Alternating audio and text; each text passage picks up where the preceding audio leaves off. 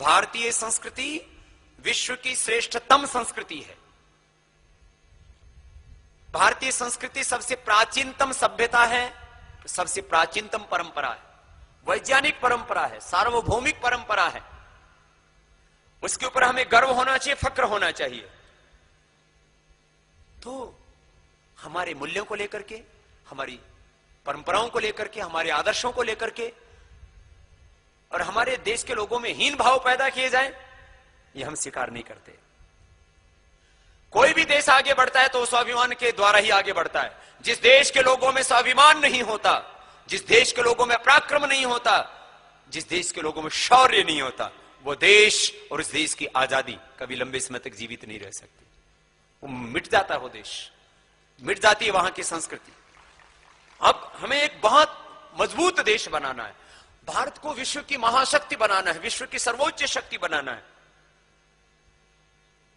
विश्व की महाशक्ति बनने के लिए, हमें सुपर पावर बनने के लिए स्वाभिमान चाहिए। और स्वाभिमान कहां से आएगा? भाषा से आएगा।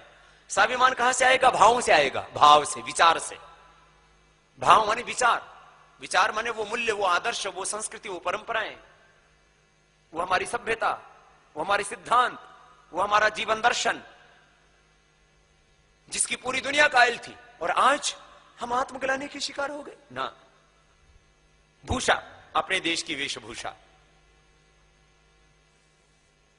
हमारे देश की वेशभूषा बहुत सुंदर है, बहुत पावन है, और उसमें सभ्यता के नाम पर पशुता का आचरण नहीं है।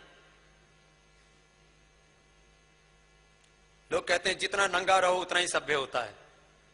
तो हमारे गांव की गाय भैंस पूरी नंगी रहती है तो ज्यादा सभ्य होगी। तो सभ्यता के नाम पर पशुता का आचरण ये उचित नहीं है। और हमारी वेशभूषा में, चाहे वो सलवार कमीज है, चाहे वो साड़ी है, चाहे वो कुर्ता पजामा है, चाहे वो धोती है, चाहे वो हमारी पगड़ी है, चाहे हमारी अलग अलग टोपियां हैं अलग अलग प्रांतों में, वो उसमें अपनत्व है, उसमें ममता है, उसका एक गौरवशाली इतिहास है। अब हमारे सिख भाई जो पगड़ी पहनते हैं, इसके पीछे हमारा शौर्य, हमारा पराक्रम जुड़ा हो।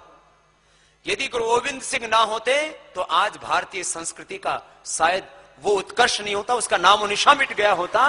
यदि गुरु गोविंद सिंह ने अपनी शहादत ना दी होती, संघर्ष ना किया होता, अपना और अपने पुत्रों का बलिदान ना दिया होता।